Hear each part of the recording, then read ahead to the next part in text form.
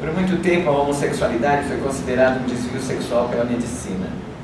A partir de meados dos anos 80, passou a ser definida apenas como uma orientação sexual.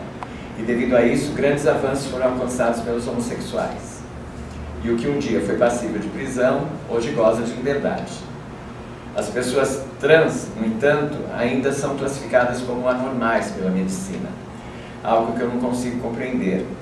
Assim como a homossexualidade, a transexualidade não seria mais uma variante da natureza humana, para mim nada mais verdadeiro do que isso. Considero até uma possibilidade evolutiva. Por que alguém nasce transexual não sabemos, mas podemos refletir sobre o assunto. Como nunca vimos a natureza errar, podemos procurar entender seus motivos. Ao retornarmos aos primórdios da raça humana, vemos que, ao ficar ereto, o Homo sapiens tornou-se uma máquina de caça e sobrevivência.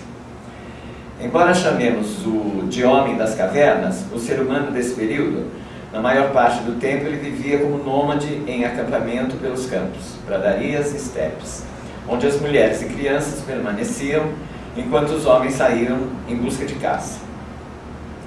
Ainda que o ser humano fosse o mais apto entre os animais, as fêmeas eram frágeis em termos de sobrevivência, porque atravessavam sua fase adulta permanentemente grávidas.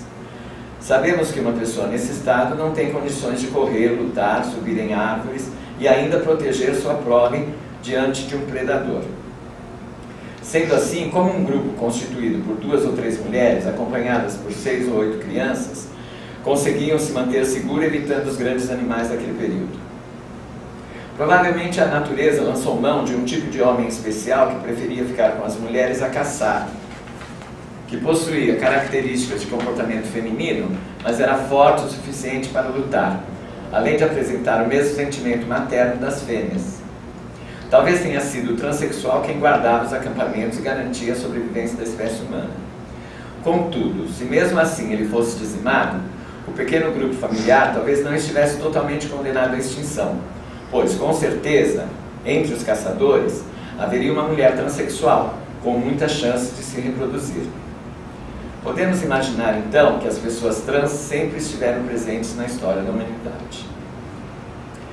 Temos notícia da Roma Antiga sobre o imperador Heliogábalos, que oferecia uma fortuna ao médico que conseguisse fazer de seu pênis uma vagina. Seria o primeiro transexual da história. Acabou se apaixonando por um escravo, casando-se com ele vestido de noiva e encenando um ato de defloramento. Foi assassinado aos 18 anos nos jardins do palácio por seus soldados quando tentava fugir com sua mãe, depois que descobriram seu plano de abdicar para transformar seu marido em imperador, declarando-se imperatriz. Muitas são as histórias de mulheres que na Idade Média se vestiam de homem e se enclausuravam em abádias e mosteiros. Santa Eugênia se tornou abade e só teve sua identidade revelada por repelir as investidas de uma mulher que a acusou de má conduta. Já a Santa Marina foi levada a um mosteiro por seu pai, que era monge. Quando seu pai morreu, ela permaneceu no mosteiro até ser acusada pela filha de um albergueiro de tê-la engravidado. Ela abandonou o mosteiro e só teve seu verdadeiro sexo descoberto depois de sua morte. Outra história de travesti entre as santas católicas é a de Santa Teodora, esposa de Gregório, prefeito da Alexandria.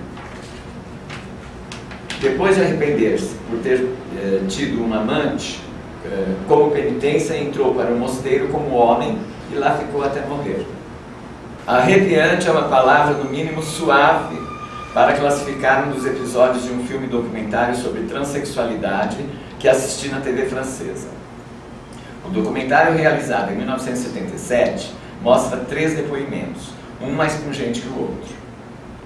Desses, o que mais me deixou passada foi o de uma senhora transexual com mais de 70 anos de idade, que com a voz embargada relata sua insólita e terrível história.